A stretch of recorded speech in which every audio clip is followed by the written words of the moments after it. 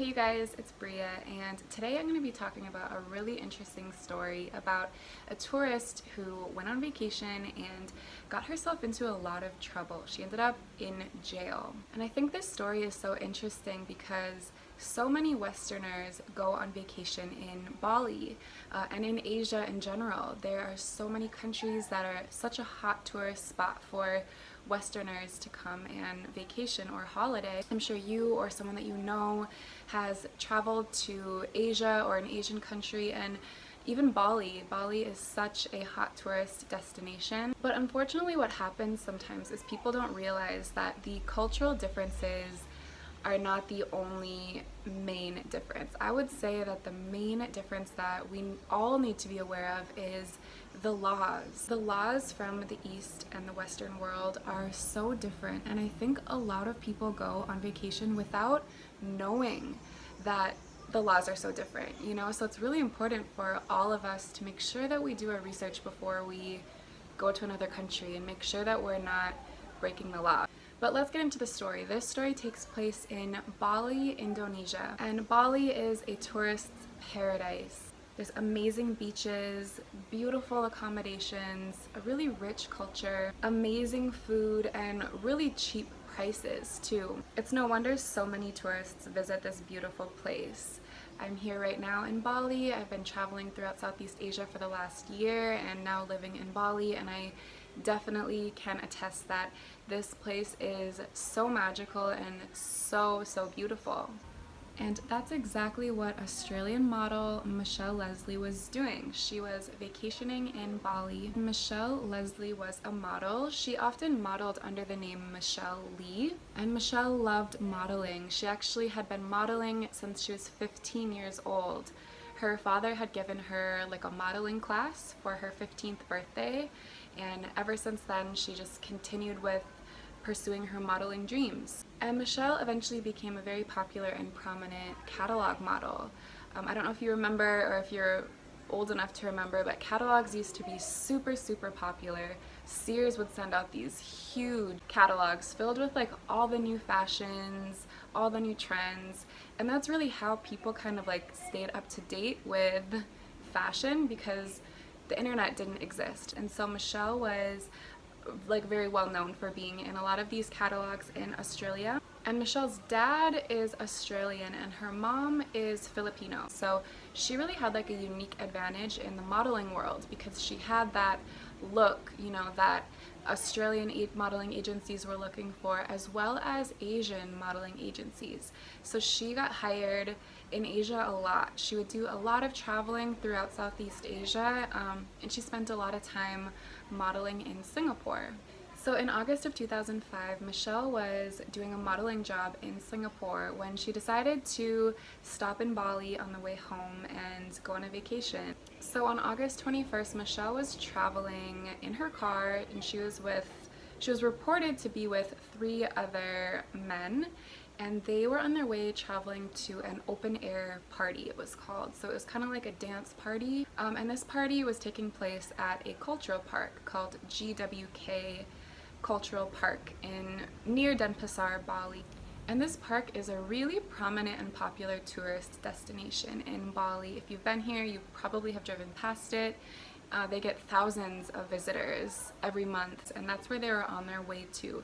And this was like an open air dance party where there would be like partying, drinking, drugs. It was known that these parties kind of had a lot of drugs, and it was kind of like that vibe. So that is where they were headed to. So it's reported that one of the men that Michelle was with was the son of the coordinating minister of Bali at that time. And the coordinating minister of Bali was a very like highly respected, powerful position in Bali. So she was with that man's son, reportedly. He was one of the 3 men in the car with her. It's important to note though that the police report was very inconsistent. It changed a lot throughout this whole entire process, but initially that was in the report. So they're on the way to the party and they get pulled over for what was called a routine traffic stop near the park that they were going to. So Michelle gets pulled over and the police are checking out her car. They are searching the entire vehicle and they want to search Michelle's purse. And so they grab the purse, they start looking through it, and inside the purse they found tissue, and wrapped up in the tissue was 2 pink pills that appeared to be ecstasy. And incredibly enough, the police just happened to have been filming this whole ordeal going down, which is very random, especially for that time. 2005, it's not like people were documenting their whole entire life like people do now. So it's a little weird and random, but I guess that's what they were just doing that day. They were filming as they did these routine traffic stops. According to Michelle, she was so surprised to see those pills in her bag. She claimed that they were not hers. She had no idea how they got into her purse, and that was her story, and she's sticking to it. Those are not my pills. Those are not my pills. And although they were going to a party that was known for having people take drugs, do psychedelics, party, and all that, she still did claim that she did not do drugs and that those were not her pills. So Michelle is then brought to the Denpasar police station, where she claims that the police told her if she paid $25,000 on the spot, that they would let her go, no questions asked. Yeah, so it's clear that the police thought that Michelle was really, really rich, when in reality she didn't come from a wealthy family. Both her parents were working class people. They weren't poor by any means, but they weren't millionaires. She said that she would leave her cell to go up to the interrogation room, and when she would get back down, her mattress would be gone, and she would have to purchase the mattress back from the guards. She said that she had to pay for everything, like her meals, if she wanted extra water, extra food, the guards would tell her that she had to pay. Basically, these guards were trying to get as much money out of her as they possibly could, because again, they thought that she was like this rich, spoiled model with, you know, hundreds of thousands of dollars at her disposal.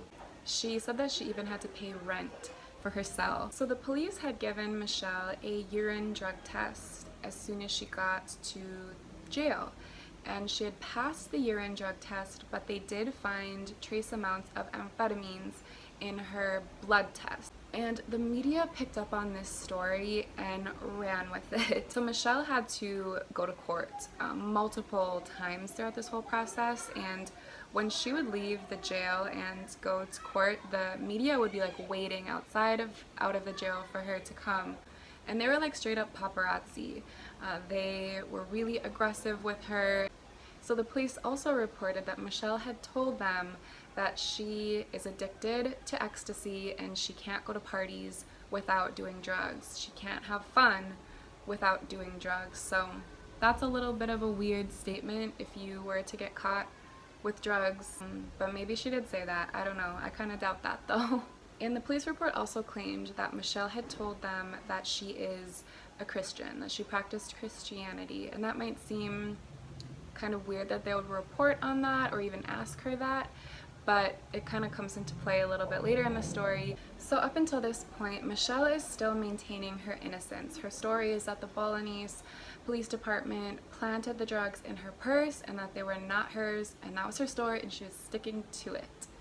Until her lawyers sat Michelle down and said, look, Michelle, you need to plead guilty. The lawyers had told Michelle, if you keep fighting for your innocence, you will go to jail for the maximum sentence, 15 years. The lawyer said to me, Michelle, you're in the system now.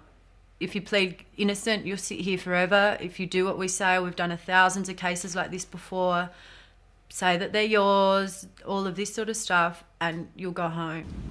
So the lawyers tell Michelle, you need to tell the cops and the courts that the drugs were yours, but not only that, you need to tell them that you are a drug addict and a drug user, which might sound crazy, but according to Indonesian law, they cannot keep a drug user or a drug addict in jail for any longer than 3 months. So the idea is that these people will be let out and will receive help, will receive rehabilitation. According to her lawyers, they had said, you know, you will get out after 3 months and you'll be sent home to receive the help that you need. She really wanted to maintain her innocence, but she kind of had no choice. Michelle's lawyers even provided a report from a Sydney, Australia doctor, stating that Michelle was highly addicted to prescription pills. I'm so sorry if you guys hear the rain and the thunder. It just rains so much in Bali, so sorry.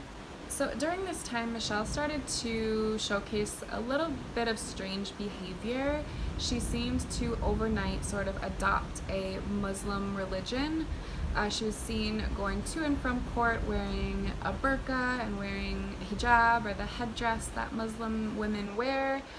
Basically, she was covering herself from head to toe outside when she would go to and from prison. Character for her, because just so recently she was modeling in her underwear, modeling bikinis. She said that it would help protect her not only in her jail cell but also when she went out into the public.